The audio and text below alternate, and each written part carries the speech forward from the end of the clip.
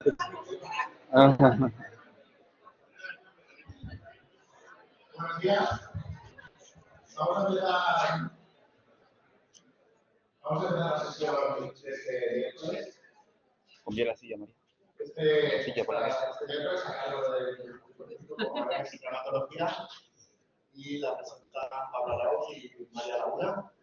Así que adelante cuando queráis.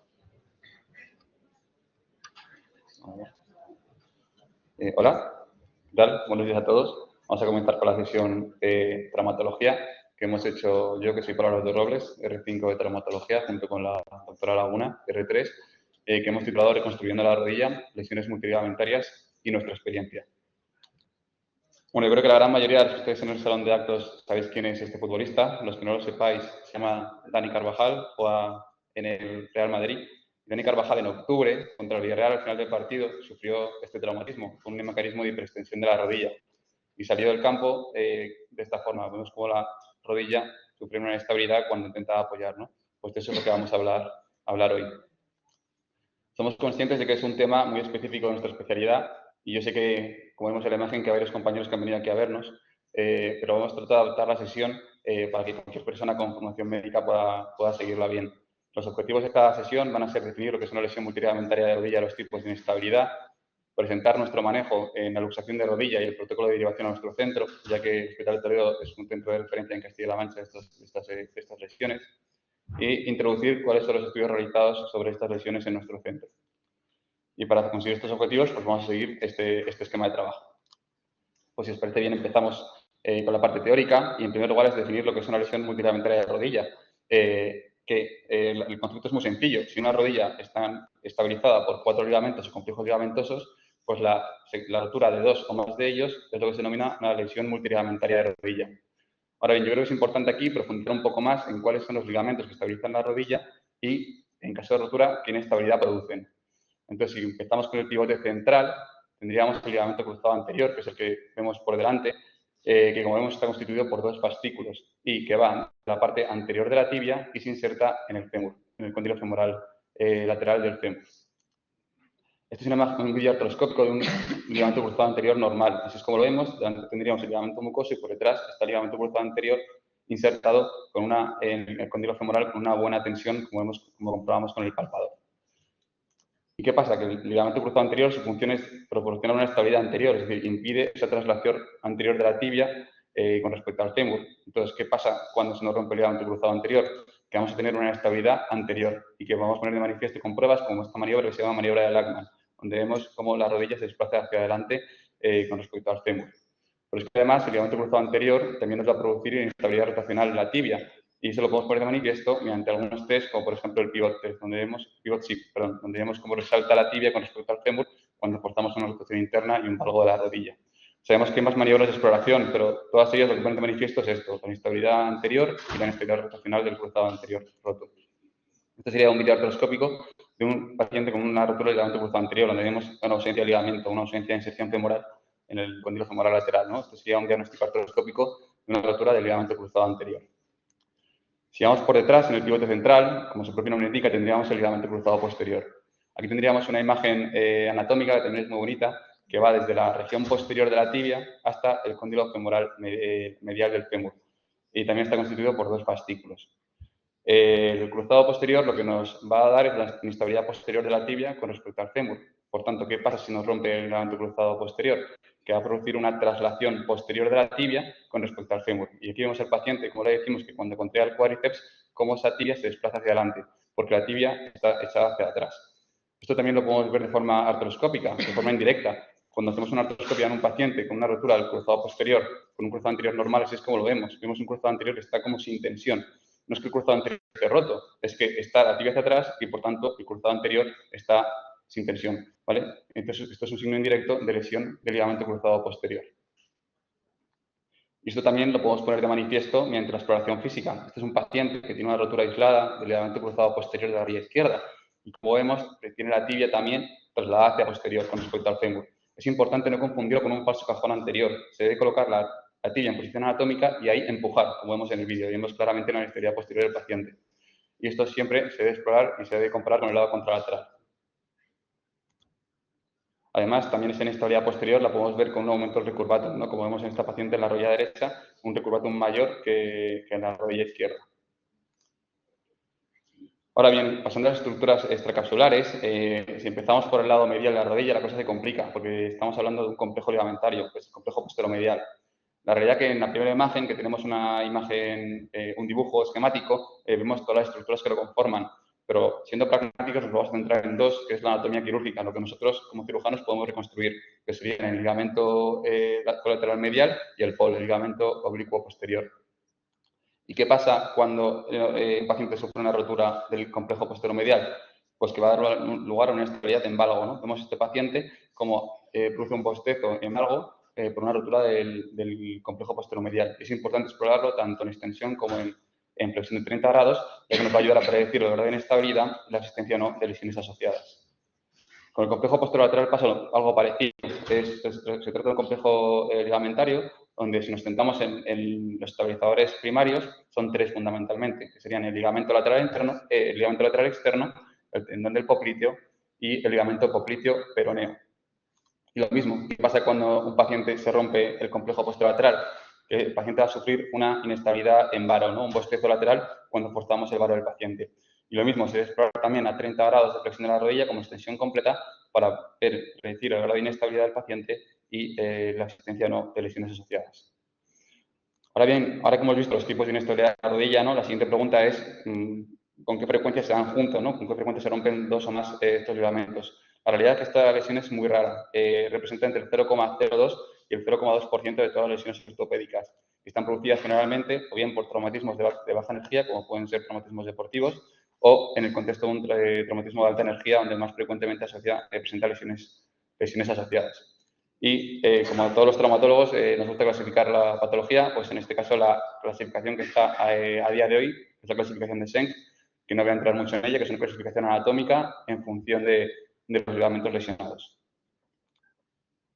Ahora bien, cuando hablamos de lesión multiligamentaria de rodilla, dentro de ese espectro es importante nombrar una patología por la gravedad de la misma, como es este paciente, que es un paciente joven, un traumatismo jugando al fútbol, un giro forzado, acude a urgencias con esta importante deformidad. El paciente en este momento no era consciente de la gravedad de su lesión. Estamos hablando de una luxación anterior de rodilla, donde vemos esa traslación anterior de la tibia con respecto al fémur. ¿Y por qué está esto relacionado con el concepto de lesión multiligamentaria? Pues porque toda lesión multiligamentaria aguda es una luxación de rodilla mientras no se demuestre lo contrario. Es que la luxación de rodilla puede ser muy fácil de ver en la inspección, ¿no? Aquí tenemos dos imágenes. En la primera imagen vemos una deformidad importante suprapatelar de la rodilla, que parece que es una rodilla triste, ¿no? Parece que es una rodilla que le pasa algo grave, ¿no? En la segunda imagen lo que tenemos es como un agujero en el compartimento medial de la rodilla, ¿no? Esto es lo que se conoce como signo del hoyuelo y para nosotros es fundamental detectarlo porque nos implica una impaginación de las estructuras capsuloligamentosas mediales en el compartimento medial de la rodilla y esto hace que la rodilla sea irreductible, ¿no? Que tenemos que hacer una reducción abierta, probablemente en quirófano. Sin embargo, no todas se presentan así, estas son muy fáciles de ver, ¿no? Hasta un 50% de estas lesiones de rodilla pueden presentarse autorreducidas, ¿no? Y es fundamental un alto índice de sospecha de estas lesiones. ¿Por qué? Porque yo creo que, como todos sabemos, las luxaciones de rodilla presentan una alta tasa de lesiones asociadas. Tanto lesiones vasculares, que como vemos está descrito en la literatura entre un 1,6 y un 64%, qué abanico tan grande. Lesiones neurológicas, sobre todo del ciático popliteo externo, hasta un 40%, y sobre todo también lesiones intraarticulares, ¿no? Que se ven hasta un 50%. Pero si nos centramos en las lesiones vasculares, vemos un abanico muy grande, ¿no? Entonces, hay varios autores que han intentado pues, acortar ese abanico, ¿no? De lesiones, ¿no? Y hay algunos metaanálisis como este publicado en 2014, donde define que la lesión vascular, la prevalencia de lesión vascular de lesiones multiligamentarias de rodilla es el 18%, con una tasa de amputación del 12%. Además, también otros autores han intentado ver cuál es la lesión que tiene más riesgo, cuál es la luxación de rodilla o la lesión multiligamentaria de rodilla que tiene más riesgo de producir una lesión vascular, ¿no? Y han visto que son sobre todo las tipo 3 de clasificación de Schenck, es decir, aquellas en las que hay una rotura del pivote central completo con algunos de los ligamentos colaterales, y sobre todo cuando afecta al ligamento colateral lateral. Ahora bien, cuando hablamos de lesión vascular, ¿de qué estamos hablando, no? Pues aquí la reina es la arteria poplitea, ¿no? Hasta un 83% de los casos la afectación es de la arteria poplitea, seguida muy de lejos de la arteria tibial anterior, con un 7% de los casos. Hay otras arterias que pueden estar también afectadas en la literatura, como puede ser la arteria tibial posterior, o la arteria genicular medial, o la arteria femoral superficial, pero con una prevalencia mucho menos frecuente. Y hemos dicho que la tasa de amputación es del 12%, sí, pero es del 12% cuando la detección, el tratamiento se realiza de forma precoz, en menos de 8 horas. Por eso es fundamental un alto índice de sospecha, ya que está descrito en la literatura que un retraso en el diagnóstico y el tratamiento mayor de 8 horas puede aumentar la tasa de amputación de nuestro paciente de hasta un 86%. Por lo tanto, es fundamental. ¿Y cómo detectamos nosotros esa lesión vascular? Pues muy fácil, en principio con la exploración física, ¿no? Comenzamos con la palpación de pulsos, tanto pre como post-reducción. Es importante tanto el pulso tibial posterior como de la arteria dorsal del pie y fundamental compararlo con la pierna contralateral.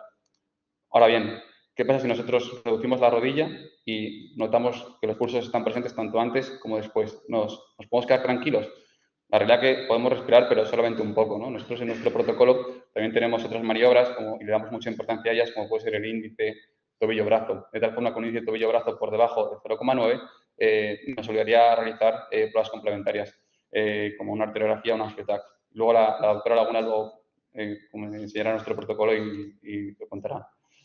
Y si estamos hablando de inestabilidad, ¿es necesario fijarlo, por lo menos de forma externa, de forma urgente?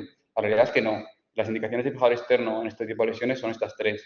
En caso de lesión vascular, en caso de inestabilidad obviamente por reducción, o en caso de una fractura asociada para dar una estabilidad provisional de la fractura.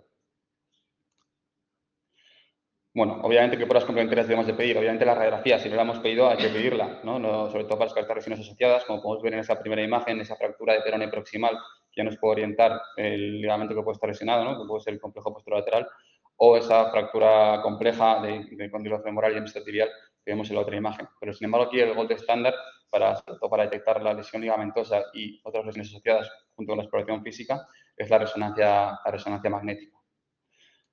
Aquí os he puesto algunos ejemplos para que veáis cómo es una lesión multiligamentaria de rodilla. Este es un paciente que tiene un cajón anterior muy claro con un bostezo en valgo debido a una lesión del ligamento cruzado anterior y del ligamento colateral medial. También tenemos lesiones más complejas, como en este caso este paciente, es un paciente joven que tuvo una lesión del pivote central con una inestabilidad posterior muy clara, que ponemos de manifiesto en ese cajón posterior. Una lesión del complejo posteromedial, donde claramente vemos como la rodilla abre cuando forzamos el valgo. Y también una inestabilidad anterior que vemos ahora en el vídeo, con ese aumento de la traslación anterior de la tibia con respecto al fémur. Estas son lesiones muy graves y con un alto índice de complicaciones. No voy a entrar mucho en la cirugía.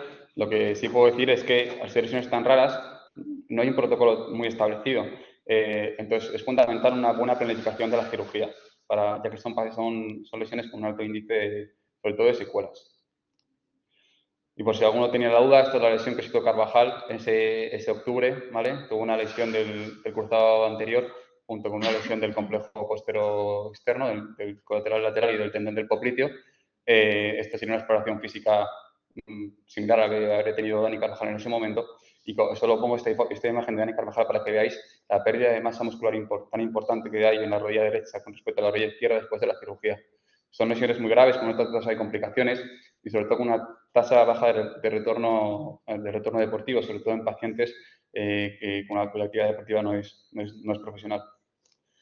Dejo ya paso a la doctora Laguna.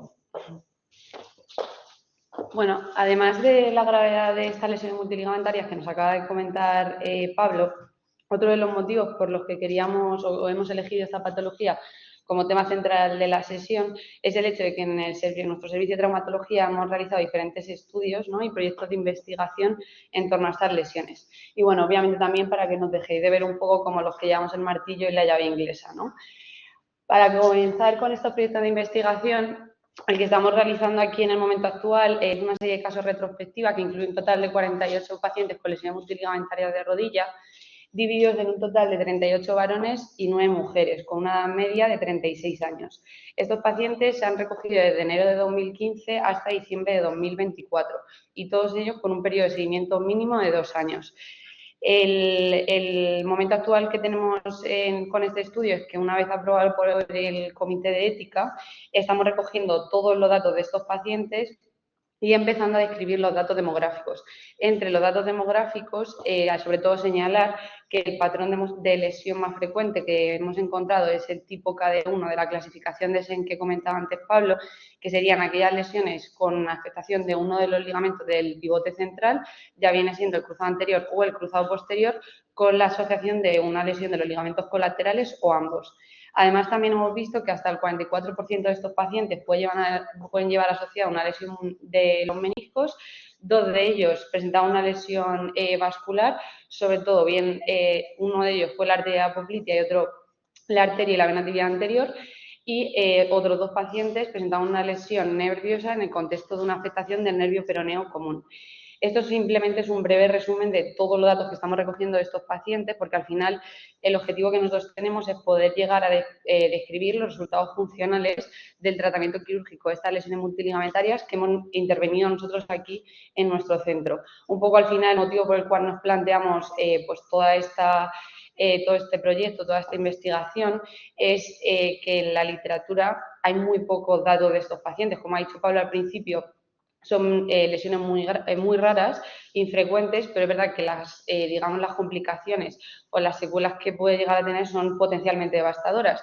Entonces, al final, no existen datos homogéneos, cada paciente es tratado en un centro de una manera y no tiene un respaldo de una evidencia científica suficiente porque no existen al final protocolos de tratamiento estandarizados, ¿no? Entonces, al final, lo que queremos hacer con este proyecto de investigación es poder ir dando ciertas respuestas a las controversias que existen para el tratamiento de esta patología.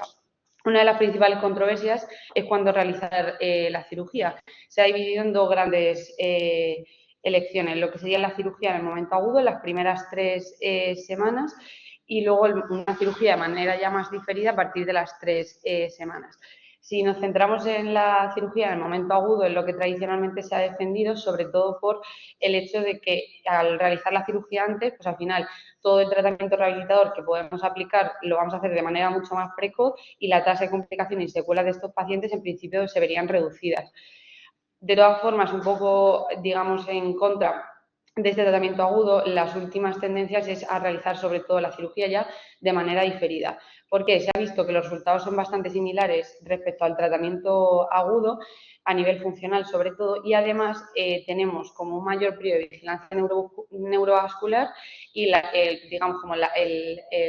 el tratamiento y la curación de las partes blandas, sobre todo en esos pacientes asociados a politraumatismos, pues digamos que nos dejan un mayor margen. Otra de las controversias típicas es si realizar todo el tratamiento quirúrgico en una única cirugía o dividir ese tratamiento quirúrgico en 2 cirugías. La tradición y el gol estándar es a realizarlo en 2 tiempos quirúrgicos. Es verdad que aquellas lesiones de grado 1 y 2 podrían realizarse en un único tiempo, pero sobre todo lo que se incide son esas lesiones de grado 3 a realizarlo en 2 cirugías y dependiendo del momento en el que lo hagamos, o bien podemos hacer una reparación de las mismas o una reconstrucción, ¿de acuerdo? Importante, no pasarnos ya las 6-8 semanas de la cirugía, incluso no llegar a ese rango porque hay una retracción de todas estas estructuras cápsulo-ligamentosas que al final pues, nos va a dificultar la cirugía. También actualmente, un poco en contra de esta cirugía en 2 tiempos, los últimos grupos de estudio están intentando fomentar la intervención quirúrgica y la reparación de todas las estructuras en un único tiempo quirúrgico. Porque lo que están diciendo todos los estudios publicados es que al final, si nosotros hacemos la cirugía en 2 tiempos, en un primer tiempo nosotros reparamos unas estructuras que van a estar sometidas a un estrés, pero no vamos a reparar algunas de ellas. Entonces, al final, todas esas estructuras reparadas en un tiempo van a asumir el estrés de las que faltan y la tasa de fallo de la plastia y de, digamos, los resultados esperados, pues son peores. ¿Qué es lo que estamos haciendo nosotros aquí en nuestro centro y sobre todo con los pacientes de nuestro estudio? Pues son cirugías de manera diferida, en su mayor parte, y además en un único tiempo quirúrgico. De hecho, casi el 80% de los pacientes es lo que estamos realizando. Y ya no tanto como controversia, sino un poco en relación con la gravedad de esta patología, aunque los resultados funcionales son buenos, tanto los nuestros como de los que tenemos publicado en la bibliografía, hasta el 30% de estos pacientes necesitan una cirugía de revisión, en su mayor frecuencia por artrofibrosis, también por fallos de la plastia o bien por necesidad de extracción del material de osteosíntesis. Siguiendo con estos proyectos de investigación, Lo publicamos en 2020. Se trata de una serie de casos retrospectiva en que lo que quisimos realizar es, digamos, determinar, o valorar los factores determinantes de los resultados funcionales que podemos encontrar en estos pacientes tratados de manera quirúrgica. El número de pacientes fue 12, en su gran mayoría varones, y se recogió el mecanismo lesional de los mismos. 5 de estos pacientes fueron traumatismos de alta energía, el resto traumatismos deportivos o de baja energía, y además recogimos también el tratamiento utilizado en cada uno de estos pacientes para evitar sesgos. ¿Cuáles son las conclusiones a las que llegamos? Pues que estos pacientes, al igual que en los artículos publicados en la literatura, tienen buenos resultados funcionales, pero en aquellos en que su mecanismo lesional es por un traumatismo de alta energía o bien el contexto de politraumatismos, sí que es verdad que tienen, repercusiones negativas en el resultado funcional y también mayor tasa de secuelas. Relacionado también con estas complicaciones y como lo comentaba anteriormente, la principal complicación que vamos a tener es la artrofibrosis. El siguiente de los estudios publicados es este de 2023. Se trata de un estudio observacional retrospectivo multicéntrico que incluye un total de 178 pacientes, en el que el objetivo principal fue determinar la precisión de la resonancia magnética en el diagnóstico de las lesiones multiligamentarias de rodilla, sobre todo centrándonos en el diagnóstico del complejo posterolateral que ha explicado Pablo anteriormente. El motivo es porque hemos visto, sobre todo con la experiencia de aquí en nuestro centro, como los artículos que digamos en la estructura con mayor grado de discrepancia. Entonces, los resultados son los que veis aquí en la tabla. En la izquierda tendríamos las estructuras de la rodilla, en la segunda columna el grado de porcentaje de diagnóstico por resonancia magnética y en la de al lado el grado de concordancia una vez que nosotros vemos esas estructuras bajo visión artroscópica. ¿Qué conclusiones somos las que llegamos? Pues que el ligamento cruzado anterior es la estructura que mejor precisión diagnóstica va a tener por resonancia magnética, que a mayor grado de gravedad de esa lesión multiligamentaria al final va a reducir la precisión diagnóstica de la resonancia magnética y sobre todo en el contexto de esas estructuras periféricas, es decir, el complejo posterolateral y las lesiones meniscales y condrales. Al final esto lo que nos, hizo ver fue que, por un lado, tenemos la resonancia magnética, que obviamente hay que fiarnos de ella, pero que respecto a estas estructuras pues tenemos que ir al quirófano con un plan A, B, incluso Z, por lo que nos podamos llegar a encontrar una vez que abramos la rodilla del paciente. Y ya terminando, este artículo se publicó justo hace 2 semanas.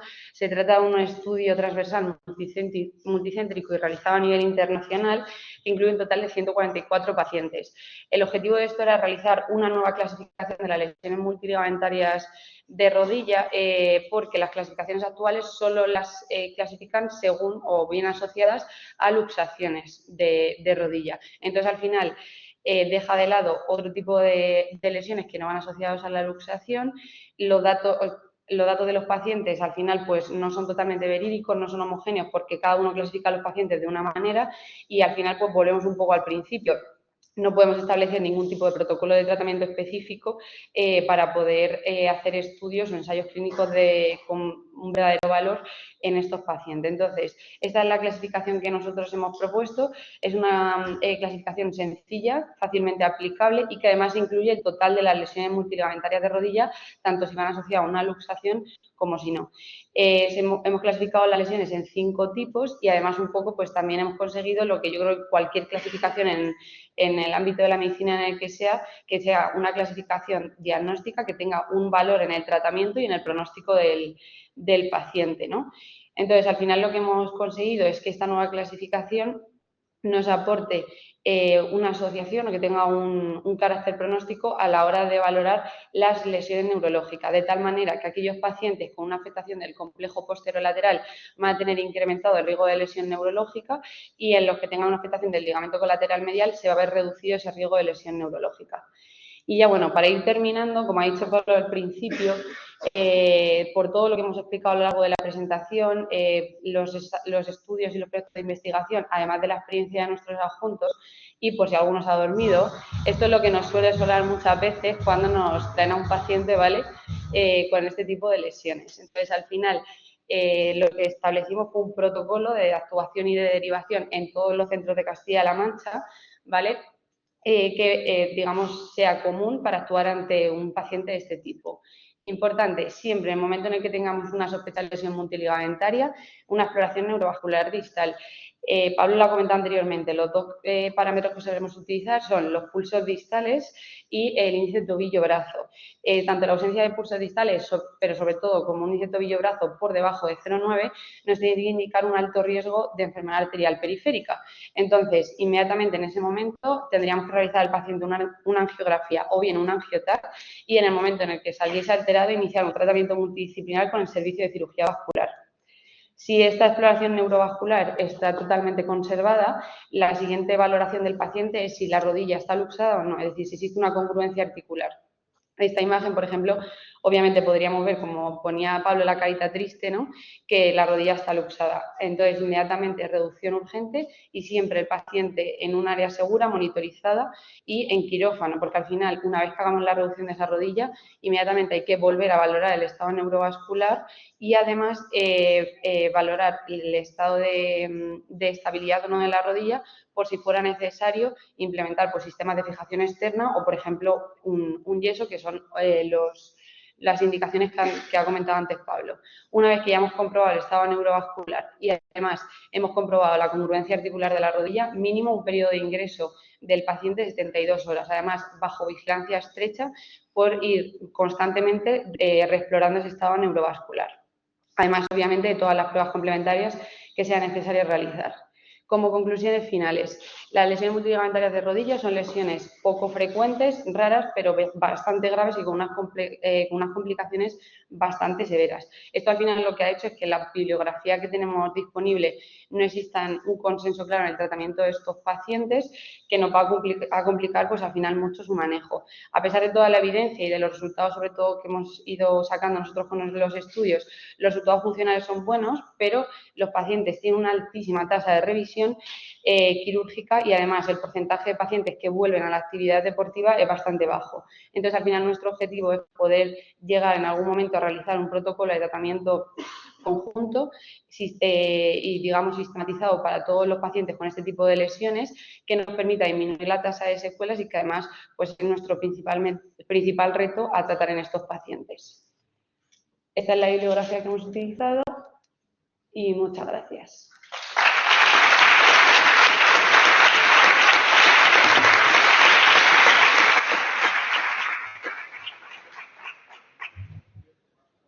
Si hay una pregunta, bueno, enhorabuena por la sesión, sobre todo por los artículos y la investigación, además por el impacto, ¿vale?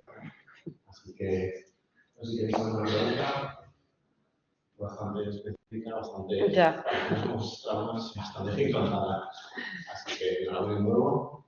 Y al resto, sin más, muchas gracias por venir y nos vemos el día que viene.